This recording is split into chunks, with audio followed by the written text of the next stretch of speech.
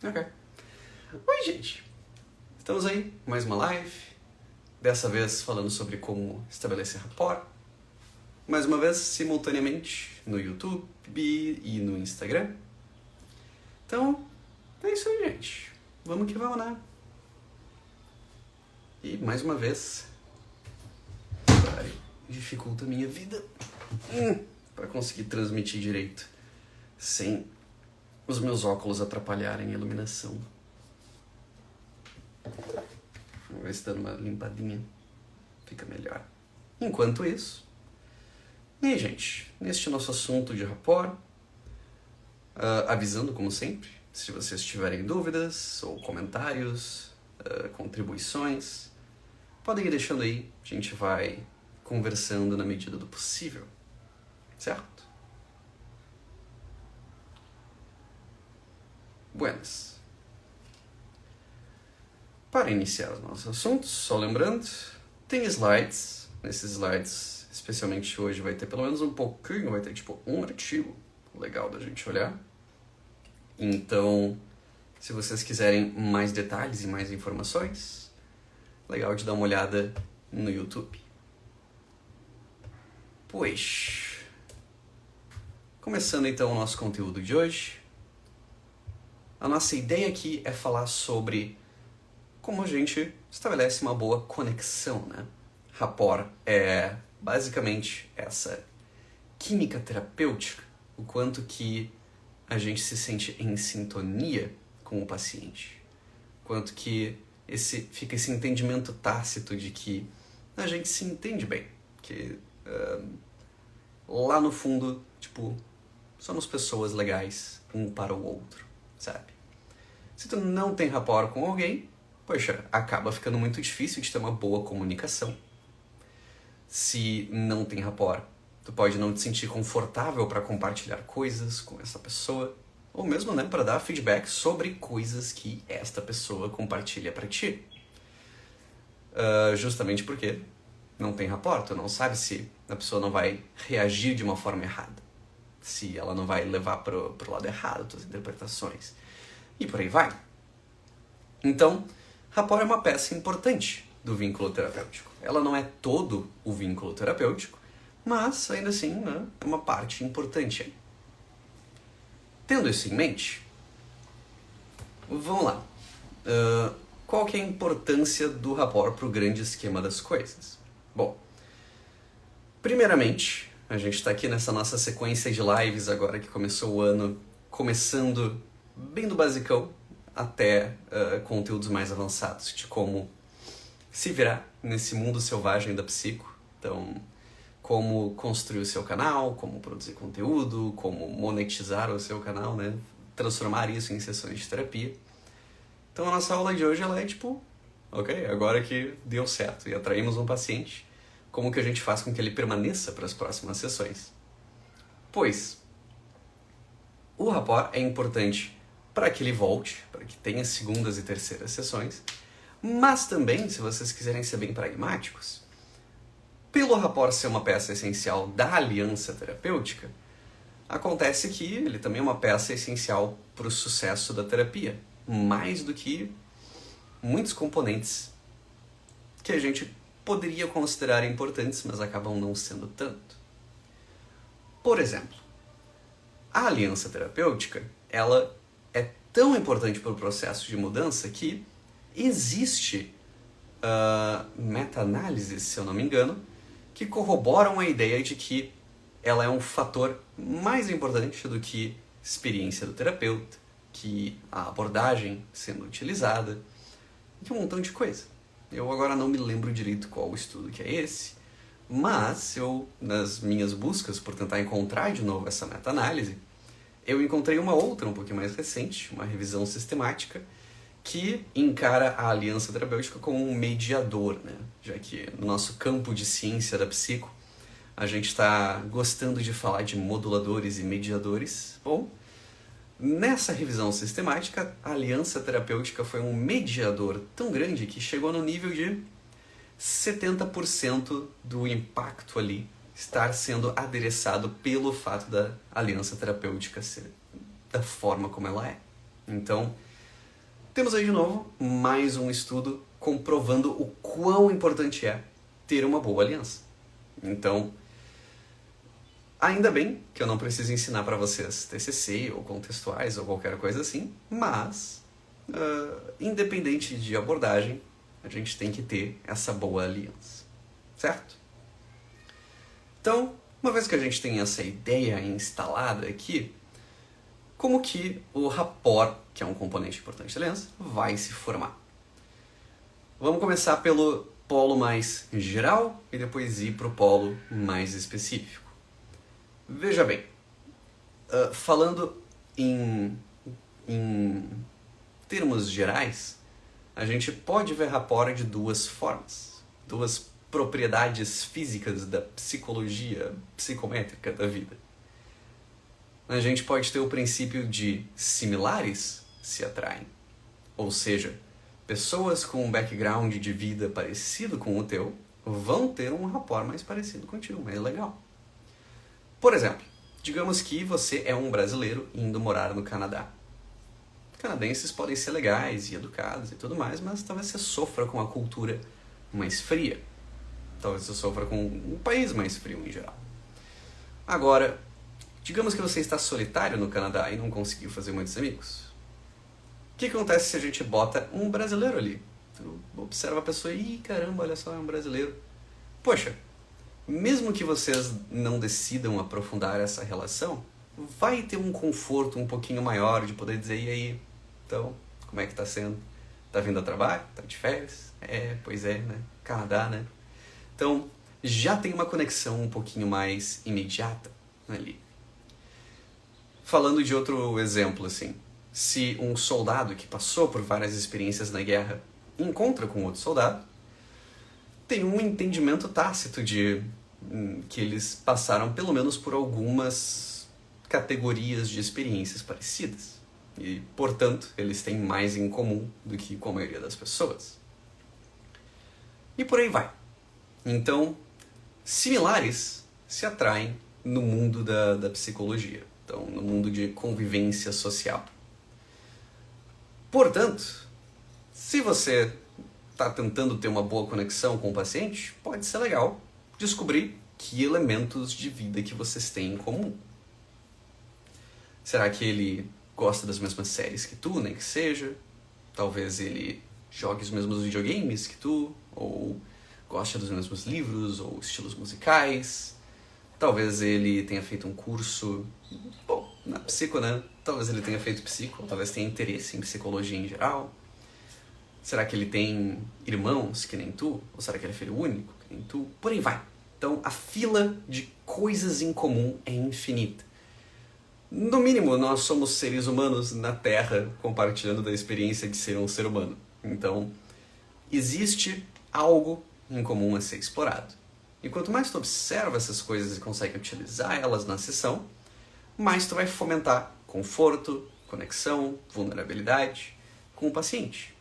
Não estou dizendo para tu passar a sessão toda falando de futebol, se vocês dois gostam, mas pode ser legal dar um oizinho, passar daqui a pouco uns 5 minutos no quebra-gelo ali, né, falando de futebol, ou daqui a pouco, durante a terapia, quando tá lá na mão na massa mesmo, fazer uma metáfora envolvendo jogar futebol, por aí vai. Esse tipo de coisa vai facilitar a conexão terapêutica. O outro polo da coisa é que, por outro lado, se os idênticos se atraem, os opostos às vezes se complementam. Agora, eu não estou falando de qualquer tipo de oposto. Eu estou falando de diferenças que de fato são complementares. Ou seja, se o cara falando aqui de realidade do Rio Grande do Sul, se alguém é colorado e tu é gremista, né, gostando de times de futebol diferentes, pode ser difícil demonstrar os mesmos apreços pelos mesmos jogadores e por aí vai.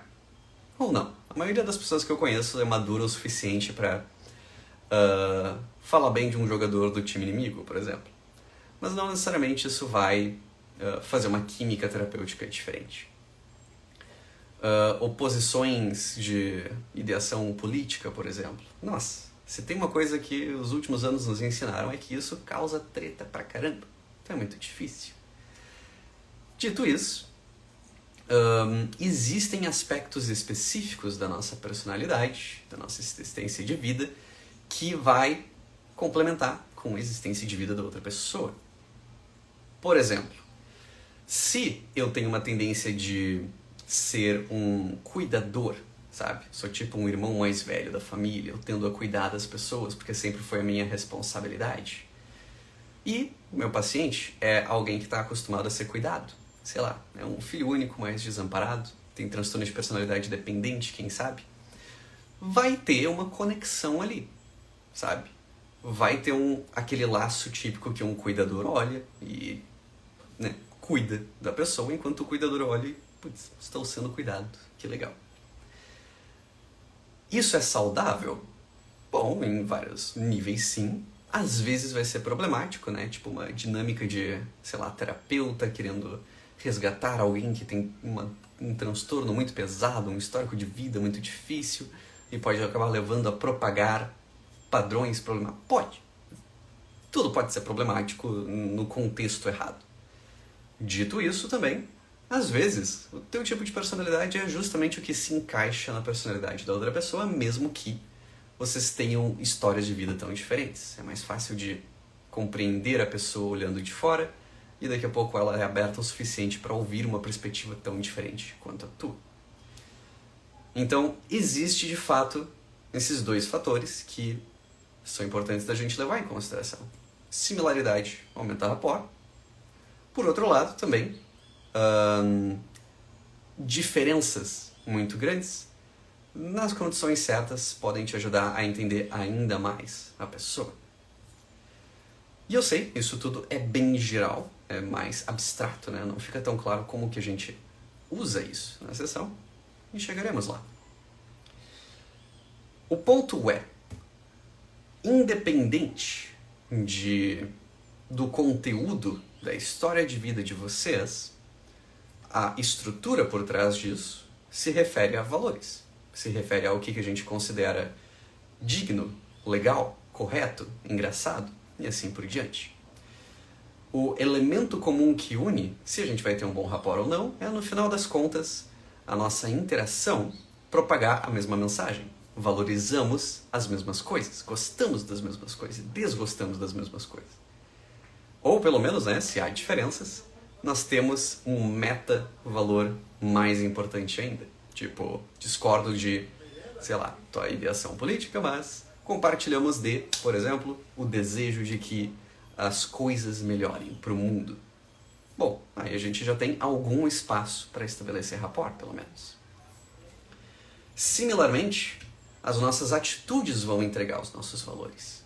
A minha disciplina, ao ser pontual na terapia, entrega que eu valorizo esse tipo de coisa, sabe?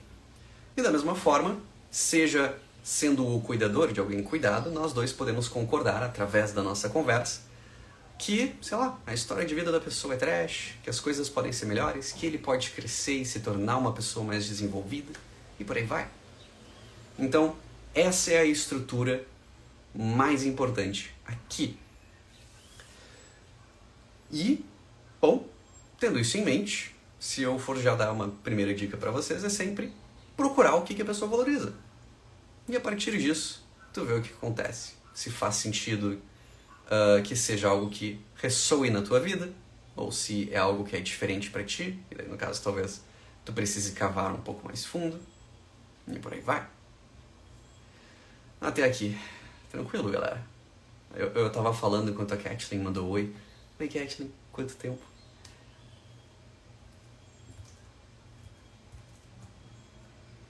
Pois, seguindo adiante, uma vez que a gente tem isso, você já tem uma peça do quebra-cabeça. Valorizar as mesmas coisas que a pessoa é uma ponte para vocês terem essa conexão, pertencer à mesma tribo. Outra forma de sinalizar que tu tá ali, tu tá presente, que tu quer ajudar a pessoa que tu gostaria de ajudar, é o que, se a gente for usar um termo muito chique, a gente pode chamar de isopraxismo. Ou seja, quando a gente tem uma linguagem corporal parecida. Muitas pessoas podem se sentir meio, sei lá, desconfortáveis, mudando de propósito o que o seu corpo está fazendo. Mas, olha, se a tua intenção é aumentar a intimidade da relação, por que não fazer isso também sinalizando com o teu corpo? A versão marqueteira da coisa costuma dizer, né, que, sei lá, mais de 50% do significado das nossas mensagens acaba sendo compreendido no nível não verbal. Eu não sei, eu não faria uma propaganda tão marqueteira da coisa. Mas o que eu diria é que linguagem corporal é parte da conversa, né? Tu pode verbalmente estar muito interessado e cognitivamente estar prestando atenção na pessoa, mas se o teu corpo tá tipo virado pro lado, desinteressado, a tua cara tá de desinteressado, então isso vai dar uma minada no clima ali. Então não tem como negar isso. Então, de um jeito prático, no lado não verbal da coisa, como que a gente usa ele a favor de um bom rapport? Em algum nível, isopraxismo é copiar a linguagem corporal da pessoa. Aí, bom, assim como tudo na vida, existe fazer de mais, existe fazer de menos, existe fazer na dose certa. O que eu recomendo? Poxa, na dose certa seria algo mais nas linhas de daqui a pouco copiar o tom geral, a estrutura geral da coisa, né? Então, se daqui a pouco tu tá conversando com o paciente, ele faz tipo uma posezinha assim mais de pensador, se inclina pra frente aqui, né? Toma uma postura mais reflexiva. Tu não precisa fazer exatamente o que ele fez, porque, né, é meio desconfortável de fato. Porque tu pode fazer uma versão parecida. Tu pode, daqui a pouco, botar a tua mão no queixo e fazer uma postura diferente de pensador. E isso sinaliza, não verbalmente, que, né, tu tá querendo fazer a mesma coisa que ele, que tu tá na mesma página que ele. Similarmente, se ele se inclina pra frente, inclina pra trás, né?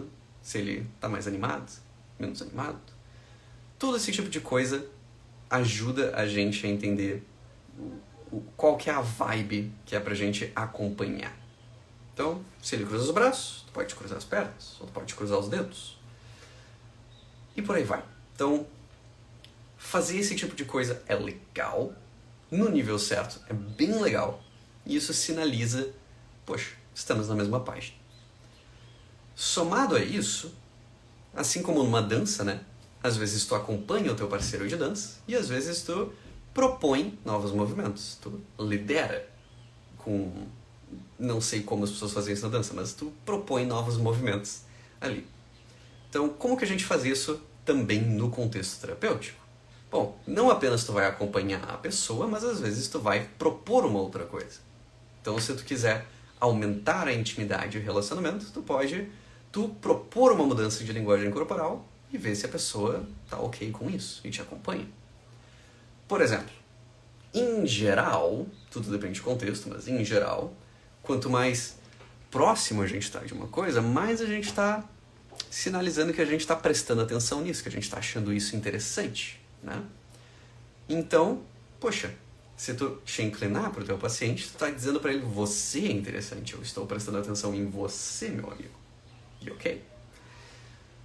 Se ele responde a isso se inclinando para frente também, poxa, que legal!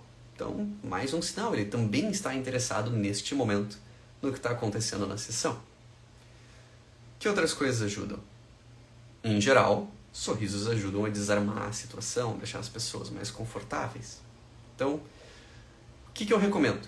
Sorria para o seu paciente. Tenha essa atitude mais, no melhor dos sentidos, leviana. Você vai ter pacientes sérios que vão ficar franzindo o tempo todo, vão ser mais sérios, e tudo bem. Nesse caso, acompanha eles, seja mais sério em geral, conforme você conversa, mas não perde uma oportunidade. Se o momento pede, te oferece a chance de sorrir, sorria também. E assim tu vai começando a guiar um paciente mais sério a estar mais tranquilo e sorridente contigo.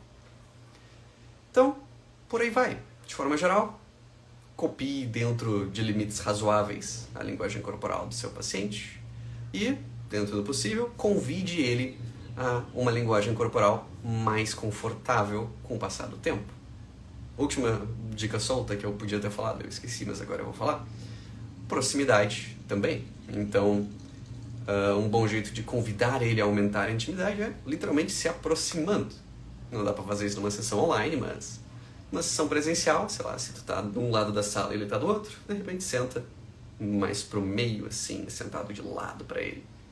E, quem sabe, se a situação pede ainda mais intimidade, como pra falar de um trauma ou de alguma coisa que é muito emotiva, poxa, que tal sentar literalmente do lado da pessoa, onde dá pra falar mais baixo, ter um tom mais acolhedor, por aí vai.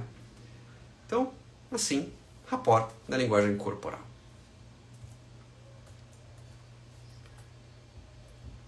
Por fim, agora que a gente entendeu como a gente age na sessão, o que a gente fala exatamente? O que a gente usa na nossa escolha de palavras para melhorar o rapport? O lance é que aqui a gente está chegando perigosamente perto do grosso de qualquer abordagem terapêutica, né? Que é o comum que a gente vai falar com as pessoas. E, portanto, talvez a sua abordagem em específico tenha métodos específicos para isso. Então, vou te falar com base na minha prática e nos meus conhecimentos. Primeira coisa que a gente pode fazer, e que acho que qualquer paciente precisa, né? A gente pode normalizar as experiências dele. Então isso acontece tanto num nível mais social, né? Dele dizer, poxa, aconteceu isso aqui comigo, e dizer, olha só, isso aqui acontece comigo também, que interessante. Isso dá uma normalizada. Mas também pode ser uma normalizada mais clínica, né? A pessoa diz, poxa, estou deprimido, é muito difícil, não sei como é. Tu pode normalizar dizendo, eu entendo, cara, tem muita gente deprimida por aí, atendi muitos pacientes deprimidos, eu entendo essa luta que tu tá passando, tu normalizou uma coisa. Outra coisa que tu pode fazer, tu pode validar as coisas. Normalizar é tirar o estigma, tirar o peso. Esta coisa que está acontecendo, ela é normal, é ok, podemos conversar sobre ela. Validar é apontar por que uma reação é válida. Então, estou deprimido. Bom, por que tu está deprimido? Olha só, né, na minha experiência de vida, meus pais foram muito trash comigo, tenho vários traumas, meu tio me abusou sexualmente. Uma validação aqui é dizer, olha só, é muito normal que em situações de desamparo as pessoas acabem ficando desesperançosas. Faz total sentido que tu esteja deprimido agora.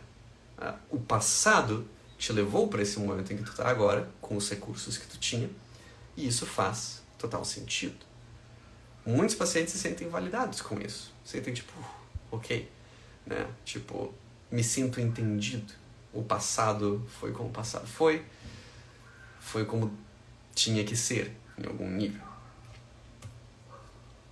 Outra forma verbal da gente ajudar a pessoa é parafraseando.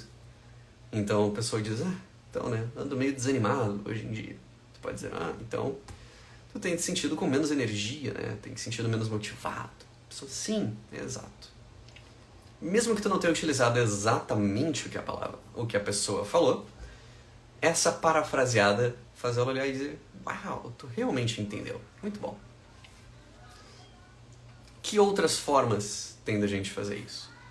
Além de explicar para a pessoa o que ela te falou com as tuas próprias palavras, que a gente chama de reflexão na entrevista motivacional, tu também pode continuar o parágrafo, ou seja, colocar informações que a pessoa não colocou com base no que ela disse. Então, se a pessoa diz, poxa, tô muito desanimado, né, tô sem muita motivação, aí tu fala para ela, entendo, então deve estar sendo muito difícil de fazer aquela coisa que tu me disse que tu gosta de fazer, né? Pois é verdade. Bom, se tu não gosta de fazer, se tá difícil de fazer essa atividade, eu imagino que tu vai estar ainda mais desanimado depois. Bom, continuando o parágrafo, a gente está usando o que a pessoa nos diz para fazer algumas conclusões, né? Ele te falou A, ele te falou B. Bom, então a gente pode falar de C. Se a gente acerta, poxa, a pessoa se sente ainda mais conectada com a gente. E também existe o nível de leitura da mente. Então isso precisa já de um bom rapport para ser feito, mas quando é bem feito, a pessoa também se sente mais conectada contigo. Então, tu pode dizer pra ela, olha, se eu estivesse no teu lugar, desanimado como tu tá, eu provavelmente estaria, sei lá, só querendo dormir, estaria só sem vontade de fazer as coisas mesmo, e por aí vai, pihihi, popopó. E a pessoa diz, sim, você realmente entende como eu tô me sentindo. E isso é uma melhora de rapport expressiva aqui. Então, né? Opa, olha só. Ih, vou botar só um pouquinho para baixo, só para vocês verem o slide completo aqui. E, enfim, de aspectos verbais, essas são as ferramentas principalmente para dar essa normalizada.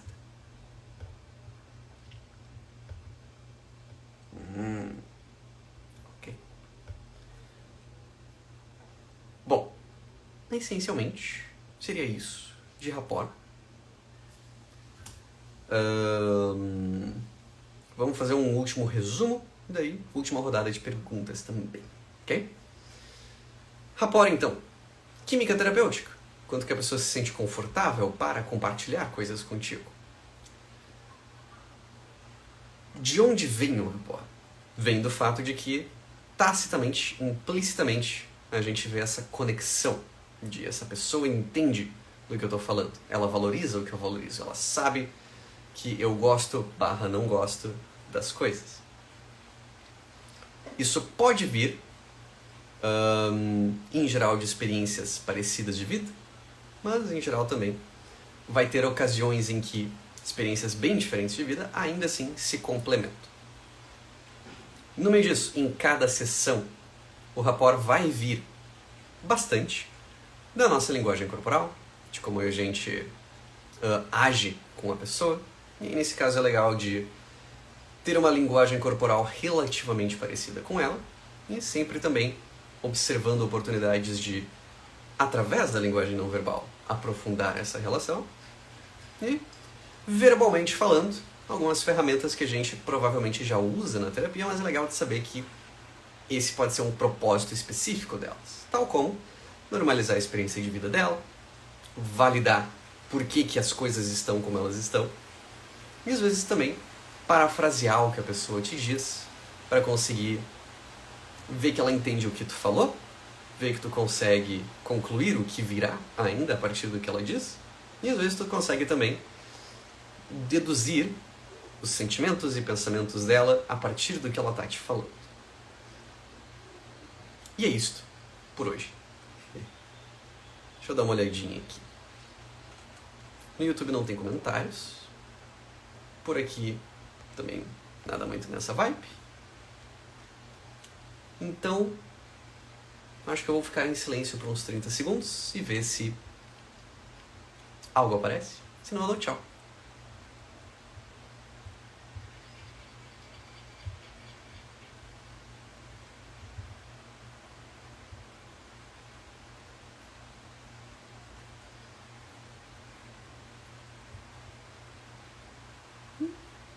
De nada, Regina. Beleza, galera. Então, obrigado por estarem aqui comigo, por me assistirem. Semana que vem tem o Rigoni, depois dessa tô eu de novo. E, como sempre, se precisar, a gente vai conversando aí, seja no YouTube, seja no Insta, tá bom? Então, beijão para vocês aí.